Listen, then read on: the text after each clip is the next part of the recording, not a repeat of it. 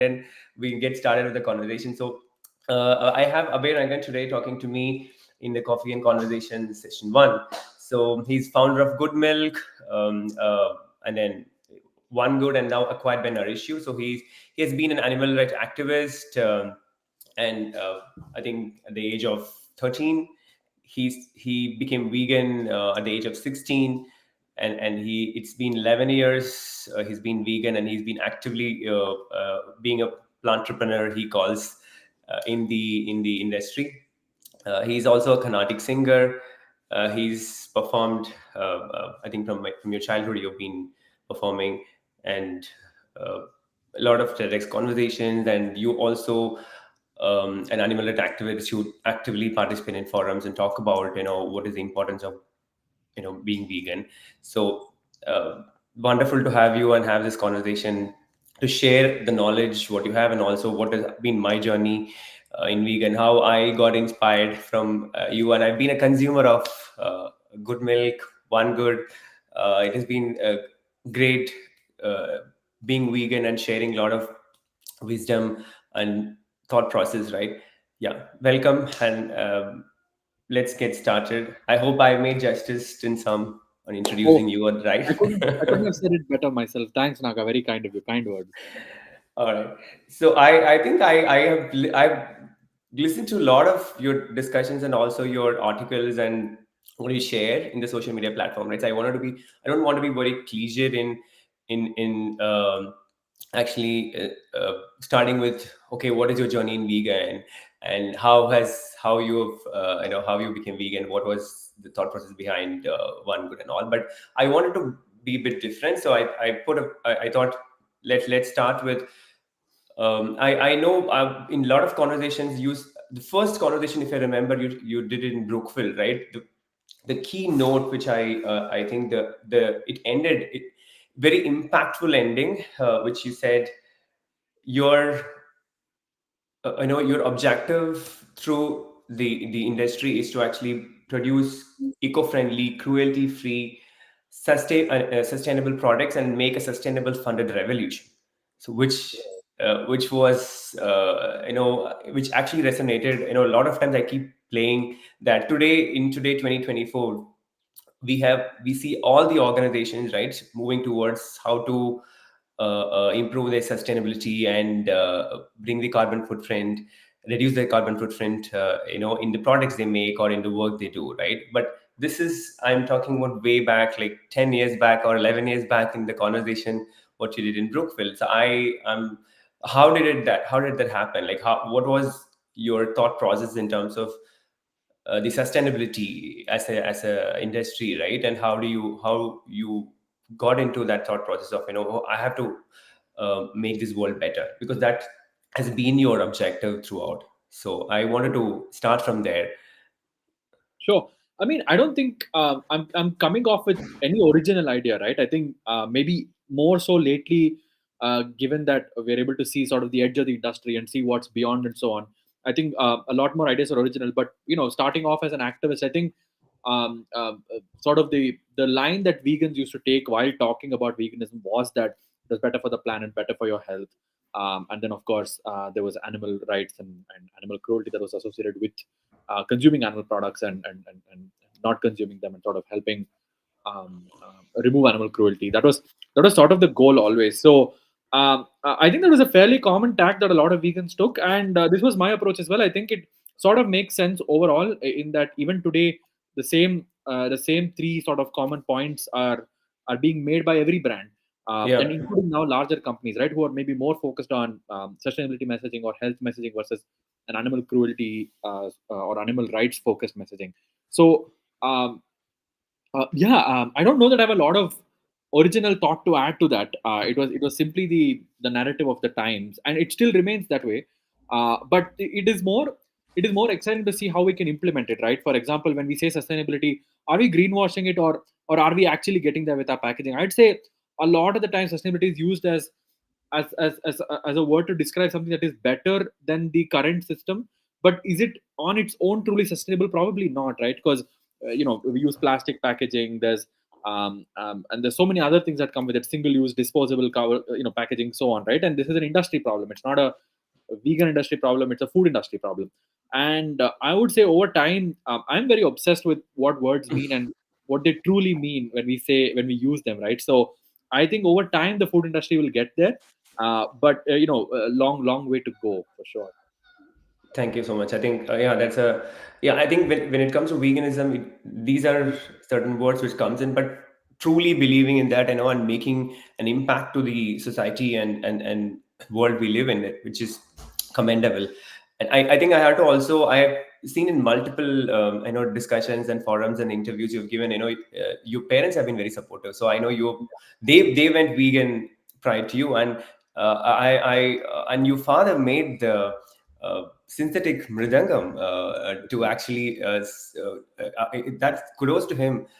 I mean, a lot of times in a lot of conversations, we touch upon, but I think I have to do a conversation with your mom and dad as well in future. But definitely your father has been an inspiration as well, like bringing something which was not existent as a mridangam, which is not made of leather from animal products, to bringing some synthetic made mridangam, was commendable. So I think as a family, how does it resonate to you, right? When you talk about these thoughts, so is it naturally coming, or you guys discuss about how what is the impact we are making to society? So being vegan, so it's all added after that, or it has been your upbringing and thought process throughout, from the childhood. So I mean, it's very fascinating to have a family who is thinking and making impact to the community as a group.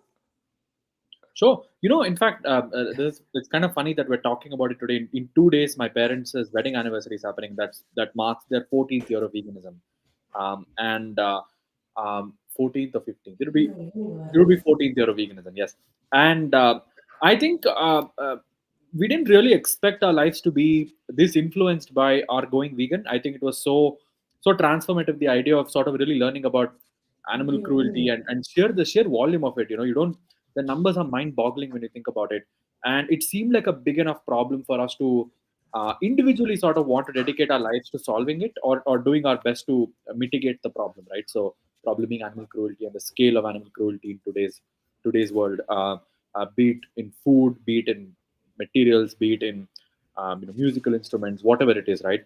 I think, I mean, we've always been ambitious as a family, I think, but it was not coordinated or planned, right? I think very soon after turning vegan, Dad started his research on Karanya musicals, right? Which, by the way, they have more than mridangams. They have mridangams, tablas, dolak, kol, and they're expanding to other instruments as well. The idea is any traditional Indian instrument that uses animal skin, can we create a superior product that does not involve animal skin, right? And I think the answer has been a resounding yes multiple times, many times over, with very, very different products, which have different constructions, different sort of tonal quality, and so on. So it's important, uh, not important, rather it is. I think it was imperative for us to figure it out. As musicians, we wanted something for ourselves. A lot of it started with our desire to get products for ourselves. I think we were musicians, we couldn't find a vegan mridangam, so Dad made one, right? Because there was no choice. Nobody else was doing it, and I think similarly, so with plant-based dairy, we daily use products were not very common back then. You could spend 300, 400, 800 rupees on an imported almond milk, and then I don't think that's a daily use product, right? That's maybe an indulgence you can have once in a while. So this idea of, can we are we able to recognize that there are problems that we are facing, and can we create products around that? I think that will remain maybe our approach for the rest of our lives. Really is, we see entrepreneurship is one vehicle of impact, activism is one, like you said, talking to other forums, donating is an important thing, and how Yeah. I hope to get there as I accrue more money, hopefully.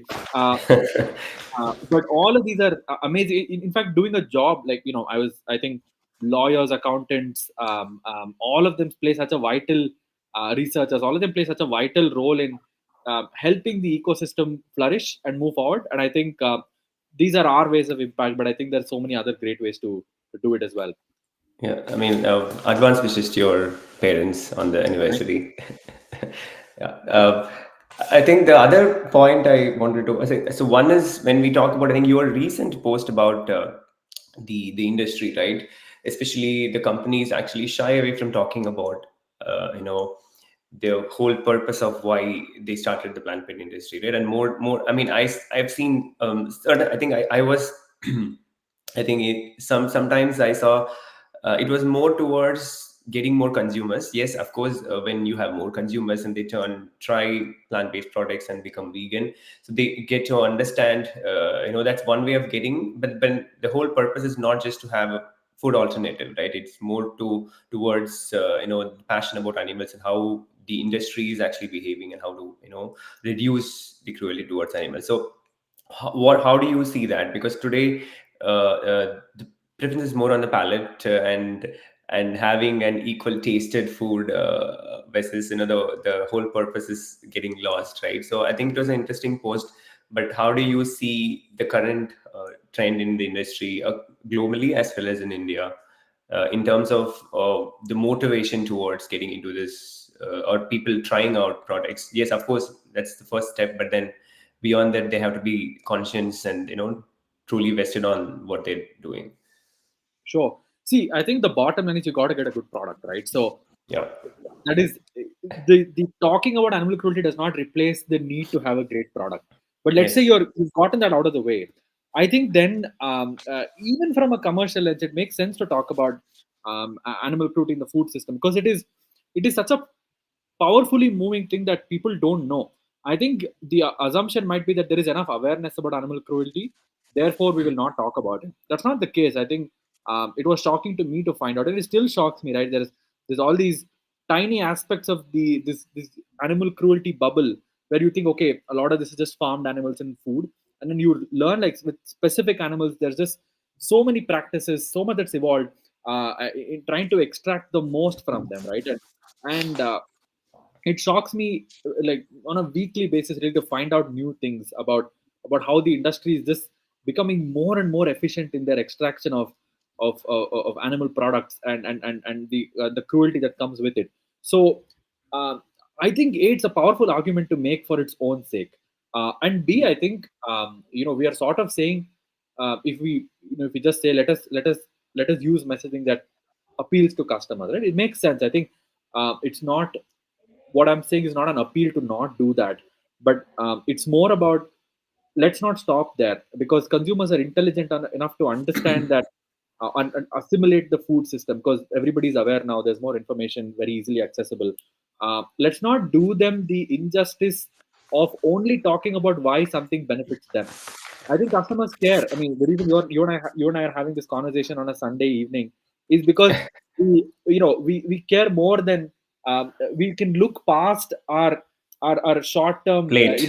immediate wants or desires, chill on a Sunday or whatever, right? I mean, I'm enjoying this chat. Uh, but we're able to see that something benefits others, benefits the ecosystem. We want to do it, and I think this is true for most people. Most people want to be good people. Convenience is what's stopping them, and the brands do offer that convenience. But let's not stop there. I think we as an industry can appeal to public consciousness when we talk about this, and it's important because it helps people be motivated long term, right? So let's say you're only talking about health specific messaging. Tomorrow there will be a healthier product than yours, and it can be Hmm. made from animal products, right? I mean, no vegans going to. I mean, they can be healthy vegans, unhealthy vegans, healthy people who eat meat, unhealthy people who eat meat, right? It's health is not the determining factor here. It is one of the factors, perhaps. But to me, the one unshakable argument is animal cruelty, and Yeah. Yeah. when talking about it, not in ways like nobody's going to say eating meat is murder on packaging, right? It is more that hey, we care about animals, therefore we are doing this. That's not a controversial messaging to say. And when people do their own digging or when they contact your brand, you can talk about it and have a more meaningful conversation. And I think more often than not, it leads to people who are long term motivated. And the selfish reason why brands should do it is because it builds loyalty for themselves. I think a lot of the reason why One Good has a really large following on Instagram specifically is because I think we don't shy away from talking about veganism, and we try and not do it in ways that is potentially disturbing to the viewer to see or so on. Yeah. But it is more that let's not shy away from having the conversation. I think it'll benefit everybody, even your bottom line, and that's important for brands to know. I think it's a great case overall to be made to talk about animal cruelty. True, I think it's.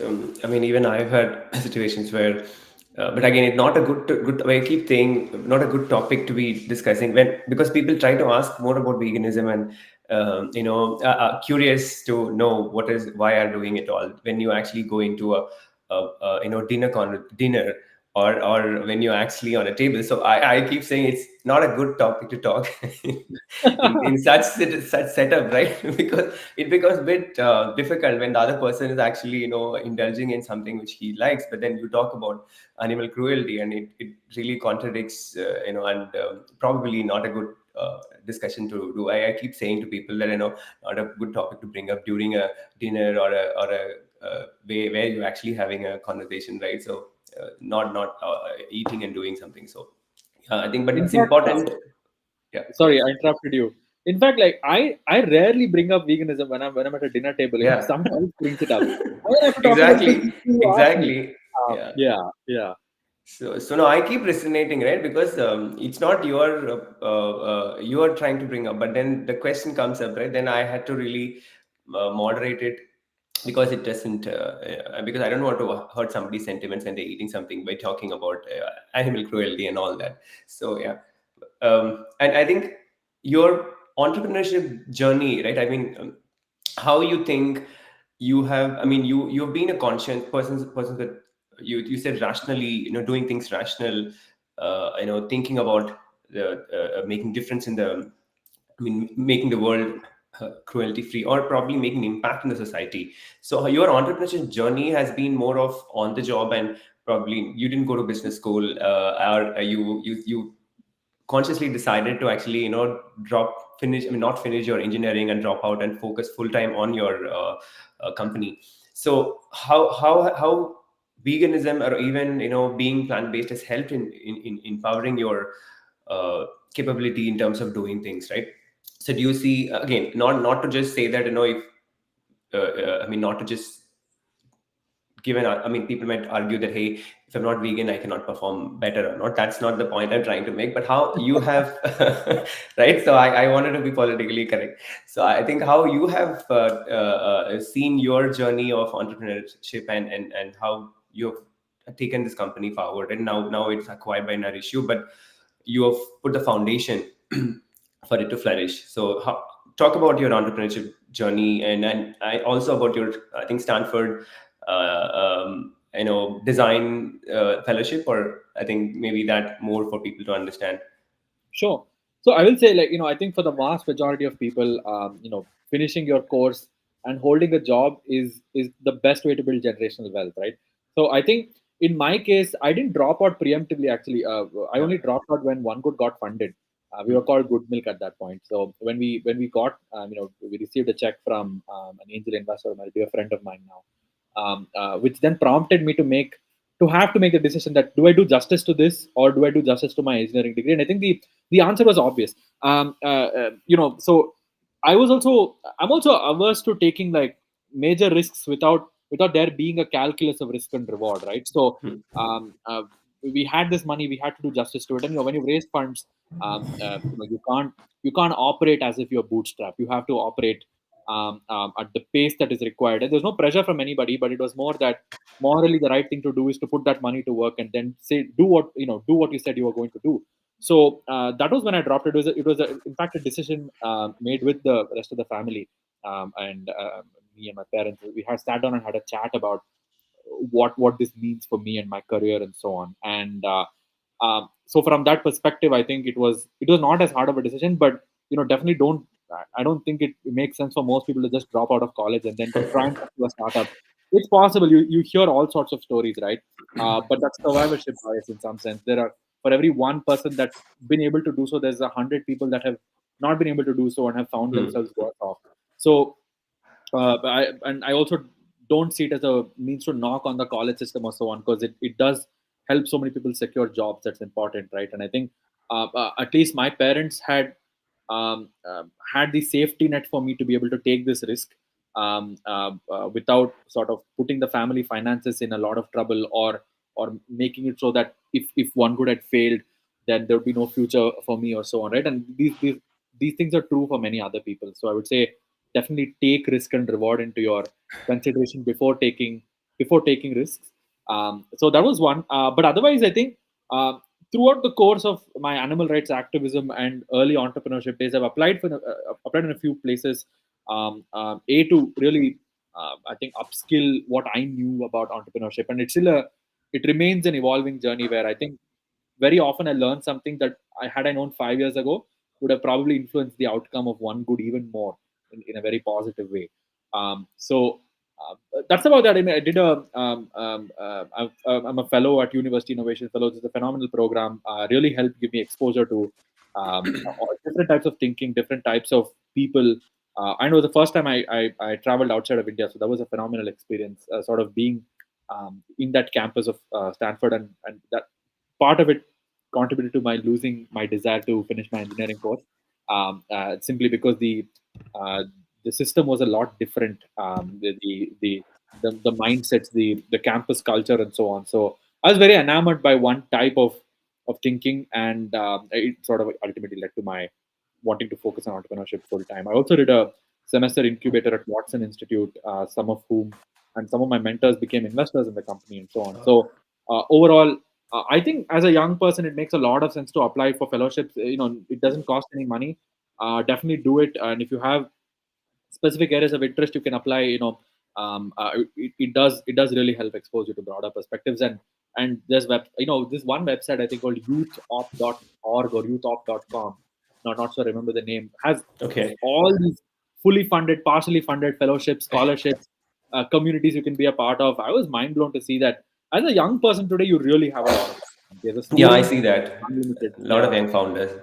Even the founders of Zepto talked about the Y Combinator and how did they got funding, and even founder Oyo said about the Thiel Fellowship which he got into, and then after that how it shaped his career. Yeah. Yeah, there are a lot. I mean, it's more of I think you need to find ways to get there. Yeah, I think being self-motivated is super important, and the opportunities are there. Naga is my sense, right? I don't think today anybody who has genuine intent to move the needle on something they care about, they will find resources to do it. A lot of it is grants, right? So, yeah, I mean, just Google youth opportunities, and you'll get 10 websites that are dedicated to finding it for you. It's incredible. Nice. Thank you so much. I think it is good to hear. And one more point on your entrepreneurship journey. I think it didn't start there, right? I think I've listened to one of your discussions on the maker spaces and the incubation workshops, which you have tried to put, bring forward in CMRIT, right? So that was how did that happen? I mean, I think your entrepreneurship has not been is it I think the college definitely the education helps to sow your seed in terms of what you want to become, but then you have fought for something which is I mean, at least you've tried to bring some change in terms of the way the system was behaving that time, right? So talk about that, right? I mean, I think you've been a rebel from the time, I guess. Yeah, I think you did a lot of googling, huh? Like this is probably on page 10 or something. I don't know. No, no. This is a specific talk you've done in CMRIT about this whole maker spaces and incubation, and then I think you talk about how do we disrupt rigid systems, right? So that's on the Oh. disruption. Yeah, I mean, you're passionate about different things as a student, right? I think, but this was part of my being part of the incubation center, being part of the maker space, and sort of at least contributing. I don't know if I did much while I was on campus, but it was through the University Innovation Fellows program, which was really meaningful to me in terms of wanting to do more than just studying in college, and trying to make an impact in the ecosystem. I mean, by that time, One Good had started, by the way. Like, I Hmm. started One Good with my mother about 6 months before I got into 6 or 3 months before I got into engineering as a program. So we were at that point we were delivering. I mean, I was delivering. Mom was making products in the kitchen. I was delivering them on my bike. So I didn't really know how it would go at all, and there was no Dunzo or Swiggy at that point, right? So it was all you had to figure it out yourself. And we just thought we'll build enough scale and then get delivery boys whenever we have the money to be able to pay a fair price for it. And we ultimately got there, but these were very early days. um, I did my best to do justice to my participation in the program. I think it was a phenomenal opportunity, and that was how I was involved. But overall, I think most of my work was off campus, which was activism, and then trying to run Goodmylk. It was not even called Goodmylk at all. It was called Vegan Art. Yeah, Vegan Art. I saw that you Yeah, also yeah. mentioned that you start the startups. I think there are three or four startups which together with the fellowships. It was mentioned in They vegan were art separate, also. but they were part of Yeah, part of the same sort of sphere of people talking to each other. I think it was interesting. Maybe the most value I've gotten from college at that point was meeting interesting entrepreneurs who still remain friends, who I still remain friends with today. I think they're doing very interesting things with their lives. I think overall, maybe just having the desire to do something more than your trajectory. And I will not look down on anybody following their trajectory, because that might be the best option for them. But I think for where you have the opportunity to think beyond, meeting like-minded people is awesome. And today I make it a point to, at least in the ecosystem that I'm in, like, meet founders all the time. You really learn so much about the common problems you're facing, and you're very inspired when you meet these other folks who are trying to do challenging things, knowing that the odds of failure are greater than the odds of success. So that's an interesting category of people to just generally want to know. nicely put. I think no, I think you're. Uh, I think it's more of the desire to do something more than what you're currently doing. Let's say in the college as well, and you had that passion, and so it is always that. And I think one more specific thing I noted from your earlier conversation is that, right, activism is one way to channel some of the energy to do something bigger than your life. So that was one of the statement you have made. So I think activism has played a major part in your journey to disrupt or do something which is beyond something bigger, right? That I think you probably it all started from the activism. That's what you Oh mostly yeah. talk In about. fact, without animal rights activism as a track record, why would anybody trust me, right? In those days when we were one of the first companies to raise capital, first companies to raise venture capital in the ecosystem. And I was a 19-year-old college dropout without any extraordinary credentials, right? I think the reason why early investors were able to trust what I had to say was that I had 6 or 7 years of activism under my belt. And I recommend it as a great way for everybody to start out in the ecosystem. It doesn't have to mean that you have to go protest always, right? Just be part of community events and contribute in ways you can. I Yeah, think that's a great way to earn the trust of people. And you don't have to do it with the selfish intent of earning trust, right? It just worked out the way it did. None of it was intentional. It was simply about trying to do the most you can in that specific moment. To me, in fact, a lot of our early customers, the first 100, maybe the first 500 customers, came from the community, the people I yes, knew. Even today, when there's mean comments on any of our videos or ads or whatever it is, right? Not from disgruntled customers, but maybe people who want to say, "Ha, you guys are stupid for doing a vegan brand," whatever it is. I think there's a lot of people from the community that jump to talking about it, that jump to our defense, so to speak. And we don't. It's so organic. We don't ask anybody. We just do our job. And I think when the community sees that you're trying to contribute to the movement, I think they're a lot more trusting, because your incentives are aligned. Uh, I think now maybe there are some brands that seek to maybe be entitled about community support and say, hey, why am I not getting more customers or whatever? And I always say, like, ask not what the community can do for you, ask what you can do for the community. And my wonderful. experience of it, at least, is this may be a little esoteric, is that what I've given to the community, I've received 10x in return. And I think starting by giving is such an amazing way of doing it. That's why I love activists, volunteers, people who are trying to do a little more than what they're able to do today, just to propel the movement forward. It's all volunteer run, right? This whole movement started in the 1940s, has come pretty far.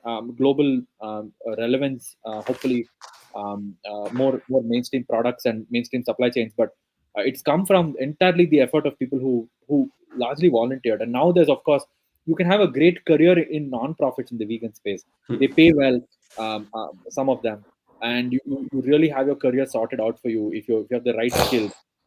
But outside of this ecosystem, everybody's just doing it for free, and I think it's so powerful that people continue to do it. I think the Society for Animal Rights and Veganism, it's something which you said, at the time when you had 60 people at least every week in Yeah. Bangalore doing the activism, but it was around 600 people. So is that something which it was formed around the time when it's already there and you kind of continued that movement, or how was that? How did that happen? So I have authority issues, right? I really don't want to listen to someone tell me what to do. Maybe that changed a little bit now, but for me it was like this desire to fiercely do my own thing, and that's how this trust started. All of us were like, we were in 10, 12 cities, like had a lot of volunteers show up for events. They did their own organizing, right, under the whatever the SAR umbrella. But I think maybe one mistake I did at that point was to see my events as my own and other community events as others. And that was a mistake I did. But you don't see a lot of activists make that mistake now. Like if Hmm. there can be 10 organizations doing something and they'll show up to all 10, which I think is such a great non-ego led way of doing it. Maybe the pulse of the movement wasn't like that back then. But yeah, we did have at least 600 unique volunteers show up to a lot of these events, and I think in many ways, started this culture of doing advocacy campaigns regularly. Every weekend, Saturday, Sunday, we were out. Much to the chagrin of my parents, by the way, who wanted me to study for my exams instead. Uh, but a lot of they're all teenagers, all angry with with needing an outlet to talk about veganism or talk about animal cruelty somewhere, and this was a very productive way of them doing it. I'm still in touch with most of them. A lot of them have moved on from the city they were in, or they're in different countries now. But it's nice to think back on those days when truly the ecosystem was so nascent, and we call it nascent today, and it's still in its baby stages. But back then it was even younger, and it was a whole different vibe. Great. I think there are a lot of questions that I actually thought, but I think when I thought some of them will come based on your answers, right? Specifically, um, when we talk about veganism, most of the time, I mean, people tend to. I think there is a misconception. Even today, I've seen when a lot of people ask, "Hey, where your protein come from? Where your nutrition come from?" So how you've handled them, through your journey and through when you started products, which I think mostly when people want to try out, because your specific point was, hey, vegans are already vegans, but the products what we today bring in is more for people who want to try alternative.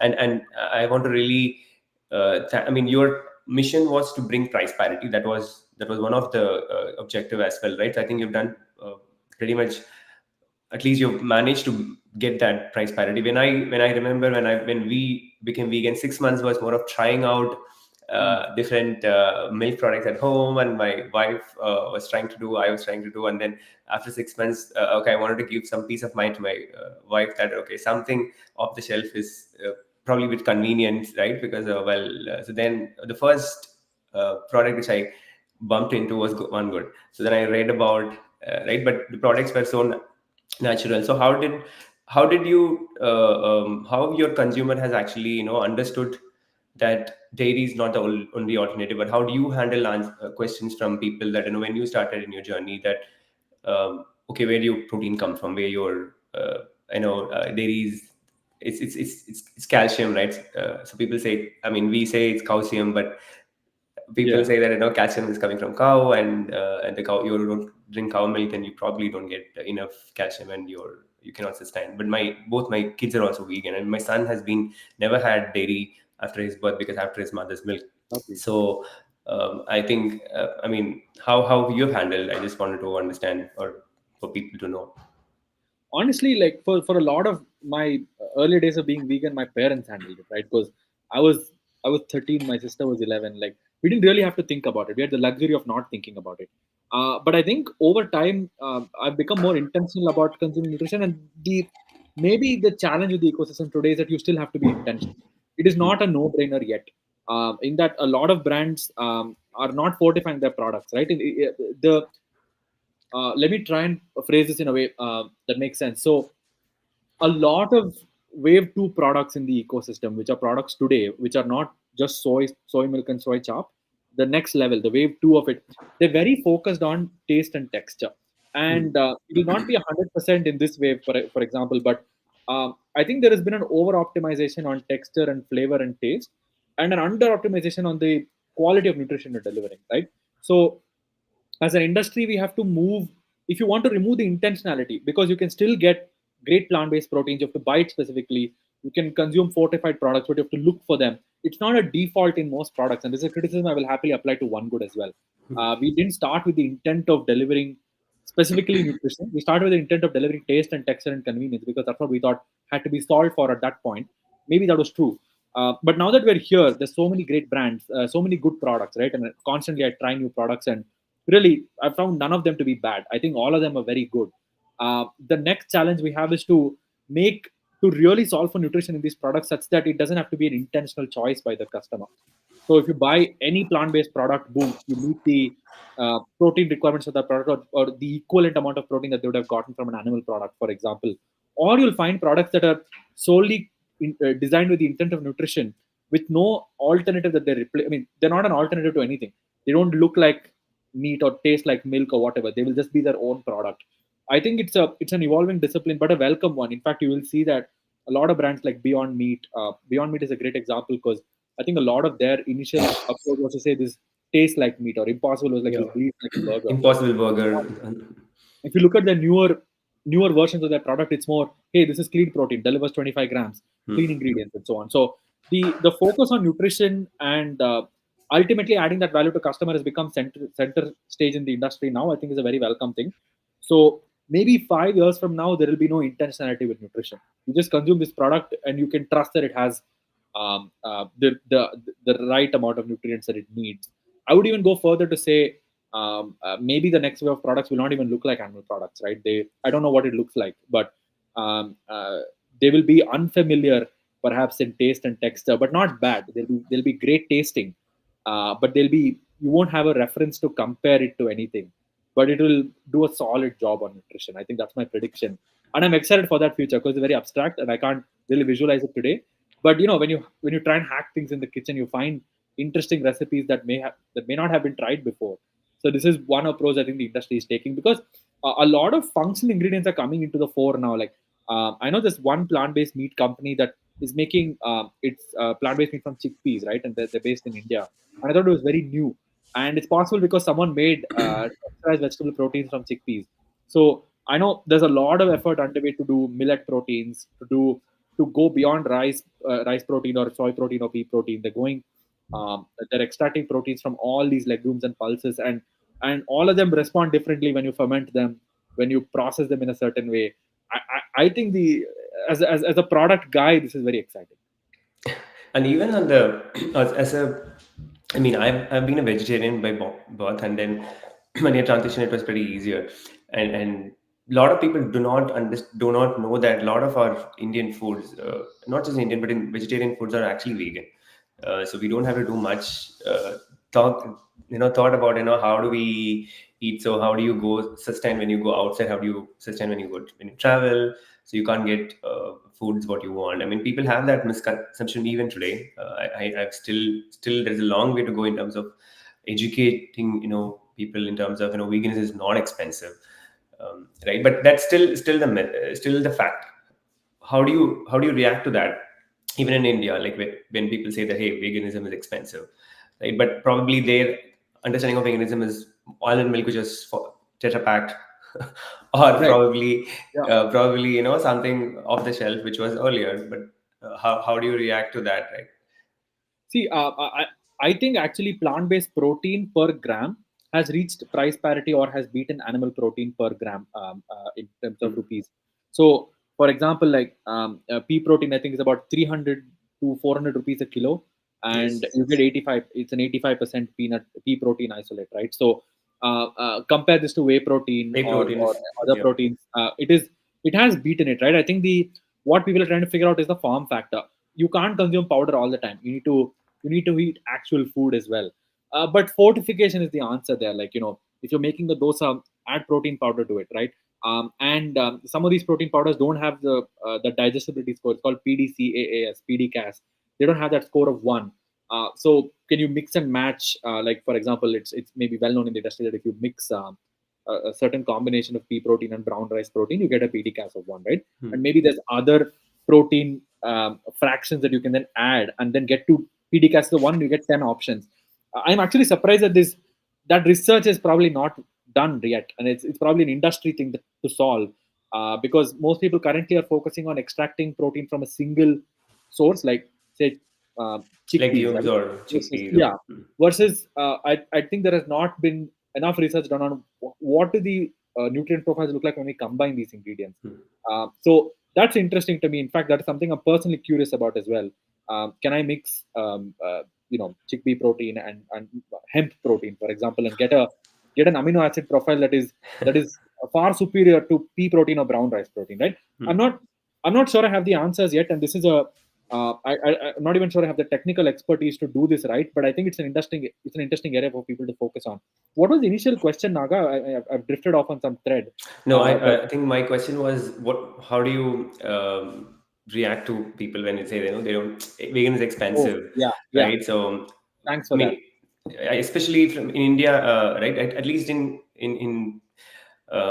probably in Western states, I've seen at least it has been prevalent because there is a community which always have a lactose intolerance, and there has been a set of people who are vegan, but in India there is still a perception that veganism is expensive, or at least eating vegan food is expensive. Right. No, thanks for that reminder. So yes, coming back to it, I think we've beaten the price of animal protein already. It's more a matter of getting into the right form factors. Hmm. I would say plant-based alternatives are expensive, but they're not necessary to be vegan, right? You can Yes. still eat, you can still eat a standard South Indian diet, sans dairy products. Get your, fortified with proteins, fortified with vitamins, sorted. That's a Hmm. vegan diet that delivers on price, taste, nutrition, everything, and you don't have to worry about alternatives. But alternatives play an interesting role, I think, in that it reduces friction. So if you want curd and someone says, just consume this protein powder instead, you're not going to be as happy. But if someone says, I'll give you vegan curd and it'll have great nutrients, it'll have a great nutrient profile, I think you're more likely to switch. So I think it is more of a it really depends on how much inconvenience or intentionality you want to take on. If you're people like you and me may have the motivation to be very intentional about finding, fortifying, doing all this. But for most people, they want a default answer that has solved this problem already. I don't even want to think about protein or vitamins. If I just eat these 10, buy from these 10 brands, I know my nutrition is sorted. I think that's an interesting direction things will go in. And over time, as form factors, also, sorry, I just jumped again. But liquid is such an inefficient way of delivering Yeah. a protein, right? So you have to stabilize it. That's why I think plant-based milk may not even be the best answer for delivering plant-based protein, because you have to remove the germs and then ensure it doesn't get spoiled. You have to either do cold chain or tetra packing or something like that to that effect. And it is such an inefficient way. Most of the product is the weight of water. They're essentially transporting water plus ingredients to some place, and it may be that other form factors are better. Maybe plant-based meat is an example, but yeah, like I said, we don't necessarily know. Bars are a great example. Breakfast bars, high protein Yes. bars, great way of delivering nutrients and so on. So but I think overall, just fortifying food will be a powerful thing. Like if you fortify a masala dosa and you get three times the protein you get, why is that not a fantastic option for vegans, right? I would eat that. Yeah, So yeah, absolutely. Everybody will love it. Idlis, already those are fortified, right? But we are adding more protein to it. Like your fermented rice has so much benefit. Your yeah, I legumes, think yeah, if you want to meet your RD on some of these things, for example, like my wife and I, we try to consume like 80 to 100 grams of protein every day. We require intention there. And right? even that I'd like to try and outsource to either Hmm. my own company or another brand that I would buy it from. Is that you solve this problem for me? I will blindly just eat it because Eat it. I want convenience, right? I'm busy. I think ultimately, actually, we're going in a direction where people want to not do basic life sustaining work and then use their time and space and creativity to do art or build businesses or do other pursuits that they think occupy a higher level of meaning for them.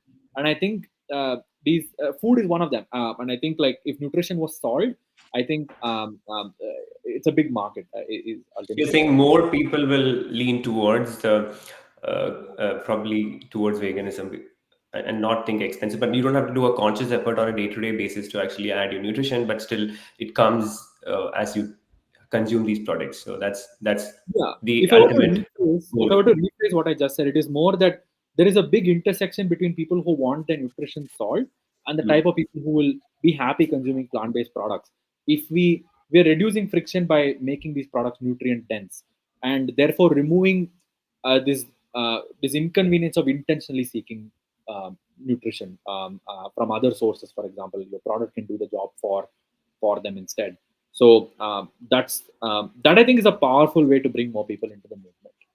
Yeah, I think living plant-based, I think at least if you look at the recent trends, a lot of researches are happening on a plant-based diet. I think you would have noticed, you would have seen this Blue Zone I saw the documentary, and also yeah, yeah. and the book came earlier than before the Netflix documentary, but it talks about the six blue zones and what they eat, and people have to go and watch it. I mean, there are places where centenarians live, and most of the diets are only plant based. So be it Japan or Greece, even US, Loma Linda is featured part of that. Everybody, either pretty much 90% kind of a vegetarian plus plant based diet, very less uh, use of meat across all these places where people live 100 plus years. So it is an amazing research which people have done. So I think people have to educate themselves to understand the benefit of not probably reducing the animal cruelty by not consuming meat or going to the alternatives. Oh, and even the a lot of elite athletes are totally thriving on plant-based diets. I think that's a phenomenal data point in favor of living a life entirely Yeah. taught by plants, right? So, yeah, I think more research is coming out, more documentaries are coming out. I think we're living in sort of a very golden age for our movement, even though it's very early days. I find myself very optimistic. Yeah, I think it definitely when you I think these when the cause is actually good, right? I don't know why there is a question comes in. As you say, always the purpose drives you forward in terms of what you're doing. And there's one more. I think I was listening to this. I was looking at this article from this Sattvic movement. I think you've heard of it, I've heard right? about And they also say that how to reverse or change some of your lifestyle diseases through actually food.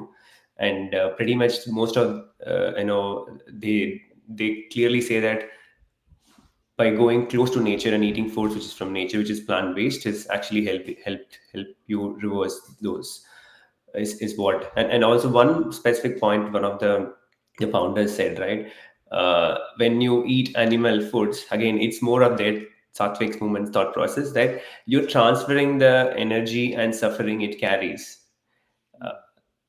to you. So it is going to come back in some time in your body, right? When you put that suffering into it, it's not a positive energy. It's a very powerful thought, But I mean, from a perspective of when you think of animal cruelty, but so what the energy and suffering of the animal actually is something which you're consuming in your plate.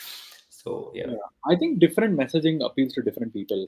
I would totally tailor it to the audience that I'm speaking to. yeah, Like, I would not go to a gym bro and say, the energy is being transferred, right? Maybe they care more about, hey, can I get great agree. nutrition from plant-based food? So, for sure, I think I welcome all approaches into the movement. I think it is important to have different perspectives, and it's in fact important to not ourselves become an echo chamber where we are only promoting one type of thinking. Everybody has their Correct. different worldview, Yeah. and I think ultimately they'll find their way. But it's good to know that overall the world is recognizing that we need to eat fewer animals and eat more plants. And our ideal, of course, is eating more animals and eating all plants. Yeah, I think Lab the grown meat, industry. yeah, great Lab alternative. grown, yeah, cell based is there's a lot of cell based, lab grown meat is coming out these days, right? In I Singapore think that's brand. exciting. Ultimately, if there's no cruelty to animals, there is no rational need to oppose it. You may oppose it for different reasons, Yeah, You may not be yeah. a consumer of it, and I don't know if I will be one or not. I am thinking about it. I think ultimately, if there's no animal cruelty, then it's fair game, I would say. Like, um, uh, yeah, it's interesting to me. I, in fact, had the opportunity to taste a lab grown dairy protein recently, which I thought was very interesting. And they're able to do all this with microbes and not cows. And I mean, insulin is a great example. Right? Earlier, they used to kill animals for insulin. Now they're able to do it with microbial processes. I'm actually not sure of the exact process, but I know that earlier they used to kill pigs, and now they don't have to anymore. And overall, such a benefit for the future of humanity to end our reliance on animal cruelty. Yeah. So, so right now, I think Nourishu has acquired Bun Good, and what is your next purpose in life? Like, what I mean, are you continuing? I mean, the is it still the Bun Good and Goodmylk kind of production you still hold accountable for, or it's completely managed now by Nourishu, and you have taken a different step in your life to do beyond Goodmylk? Oh, yeah, I'm enjoying my time at Nourishu. I'm still very much a part of One Good. Of course, when you go through an acquisition, a lot of roles are shared, split. Hmm. I would not say it's the exact job I had pre-acquisition, but where I am now, I'm enjoying it. I'm enjoying the learning that I'm seeing. I mean, Nourishu is at a vastly different scale, and I'm also very excited about bringing that scale to vegan products. Ultimately, I think I just made a post today, in fact, on LinkedIn about how standalone brands may find it a challenge to achieve price parity because every aspect of the industry is stacked against them. Your distributor is charging you 30%, whereas they would charge someone 20%. Your retailer, for that matter, your manufacturing is more expensive because there is no dedicated manufacturer doing mid-scale plant-based products, Hmm. right? Either have to be very small scale and then spend a lot of money on giving out margin, or you have to be large enough scale that the manufacturer gives you a low price. If not, they will give you a high price. And all of this pricing, ultimately, these pricing pockets, which are inherently high, will inevitably lead to like a high price for the consumer. So brands have to be more intentional about either reducing their own margins, or retailers have to be more intentional about giving brands the opportunity. Or the other thing is, you get acquired by a large company that has already accrued enough scale, efficiency, and relationships, and they extend those benefits to you as a plant-based company. That was the biggest opportunity I saw with Nourishu. And of course, as a brand, they're very committed to veganism, and but there was a marriage of minds there. But what excited me the most was this sheer scale, the brute force of scale that's possible. And as a standalone brand would have taken us a lot more time, a lot more capital to achieve. And the industry may not have had the patience to do so. Like plant-based brands have been in trouble because we've not been able to raise a lot of money from investors in the last year and a half, because overall markets have not performed very well. But B, I think since the IPO prices of most plant-based companies that IPO'd on the stock market, they went underwater. Yeah. Then investors lost confidence in the ecosystem and the size of the market. So it's been challenging for plant-based brands to sustain. And overall, it's nice to be thinking very ambitiously again about what we can do with One Good and its brand. There's also a big focus on price parity inside of Nourishu, so that's exciting. I think we're very intentional, very very desiring of seeing plant-based products hit price parity. So that is, I think that organizational desire is important to also have. It can't be just one person trying to make it happen. The entire organization has to be aligned, and it's nice to know that. It's nice to see Nourishu being very aligned on this. Overall, I'm having fun. Yeah, Nice. Wonderful. I think your first seeded funding came in 2016 or 17? 18. 18. So Yeah, from one day there before my to, birthday, it landed in the bank. So yeah, okay, great. But so from there to Nourish You, it has been a I think I would say easy journey, but it's been a definitely a lot of learning and a wonderful journey of. So I think you said Nourish You has a scale. I think scaling has been your main focus when you say. I mean, you've been talking about even in a lot of discussions that, right? How do you have this cold chain distribution maintained without having any impact to the product? So is that's the main reason you wanted to act, because Nourish You has the scale, and then they have already had relationships and the market share, and then you wanted to partner and bring more products to the society. I mean, so now what next with Nourish? Your contribution is going to be specifically focusing on more new products. You're doing a lot of research in terms of adding more products, or what? How have Sure. thought your journey the next 5 years with Nourish? I think you made 2 points, and I'll talk a little bit about both of them. One was, I think, the journey of One Code itself, standalone as a company, having raised funding and then all the way to acquisition. I would say it was a lot of learning and a lot of joy, but equally so a lot of suffering, right? And this is important to call out and recognize, because I know every entrepreneur is going through the same thing. In fact, if you were to have a heart to heart with anybody in the ecosystem, or in fact generally startups, nobody will say they've had it easy, including the biggest companies that you know. So uh, that said, I think the challenge is will always be for a brand that is ambitious to scale. Like ultimately, your impact is meaningless, like not as meaningful if it is for one person or 10 people, right? It is much more meaningful. It's for a billion people, and you're still spending a lot of your life force, your energy, your important years of your career